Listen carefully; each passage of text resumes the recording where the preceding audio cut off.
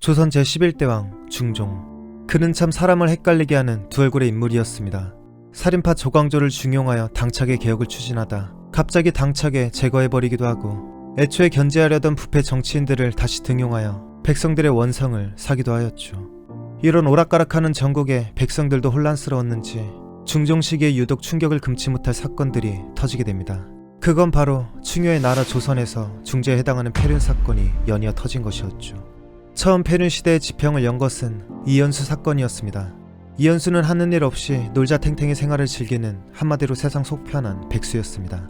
하지만 어느 부모나 그렇듯 저렇게 술이나 퍼마시고 놀기만 하는 자식을 마냥 좋아할 리 없었죠.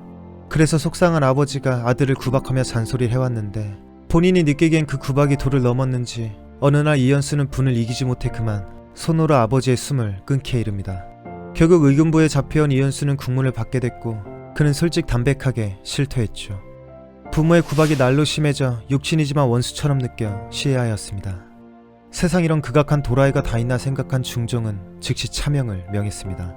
여기서 멈추지 않고 이런 중범죄의 사형으로는 부족하다 생각한 중종은 이연수가 살던 집을 헐고 연못을 파라는 명을 내렸습니다. 아예 지구상에 흔적도 없이 사라지게 하기 위함이었죠. 근데 대신들이 그건 좀 오버한 것 같고 이연수는 집도 없다기에 끝내 시행하지는 않았습니다. 어쨌든 세상에 지아비를 때려 죽이는 불효막심한 다 있나 하며 놀라움을 금치 못한 중종이었습니다. 근데 5년 후 중종은 놀라움을 넘어서 이번엔 아주 기겁을 해버릴 폐륜 사건이 또 터지게 됩니다. 그 사건의 주인공은 오여정이란 인간이었습니다. 평소에도 행실이 더럽기로 소문이 자자한 인물이었는데, 광흥창 부봉사라는 관직에 있을 때 광흥창에 소속된 한 종의 아내와 아들을 지나치게 구타하여 살해한 전과범이었습니다. 이러한 막장 인간이 재벌을 개못 준다고 아주 대형 사고를 치게 됩니다. 1536년 3월 7일 충청도 관찰사 윤한인이 임금에게 보고하였습니다. 오여정 이 인간이 부친상을 당했는데도 상은 내팽개치고, 또 느작없이 자신의 종 2명을 죽이려 할 때 어머니가 말리자 어머니를 방에 가두고는 기어코 종 2명을 죽인 뒤 도망쳤습니다. 이를 들은 중종은 이건 또 뭔 도라인가 했는데, 예사 도라이가 아니라는 새로운 보고가 올라오게 됩니다. 알고 보니 오여정이 지 아버지의 첩과 간통하는 사이였습니다. 그래서 아비를 죽이고는 장례도 내팽개친 것이었습니다. 또한 이 사실을 알고 있는 종 2명을 살해하고 지금은 간통한 첩과 도주 중에 있습니다. 결국 뚜껑 제대로 열린 중종은 어떻게 해서든 오여정을 잡아오라 명하였습니다. 그렇게 얼마 지나지 않아 생선장수로 위장한 오여정은 붙잡혀 곧바로 처형되었습니다. 놀라움을 넘어 기겁할 사건이 연이어 터지니 중종은 이 모든 것이 자신의 덕이 부족하여 일어난 것이라 자책하였습니다. 하지만 아직 자책하기엔 일렀습니다. 4년 후 조선 역사를 통틀어 이런 엽기적인 일이 다 있나 싶은 대폐륜 막장 끝판왕 조말령 사건이 터지게 됩니다. 조말령은 어린 시절 일찍이 친어머니를 여의고 아버지의 첩인 유모의 손에 자랐습니다.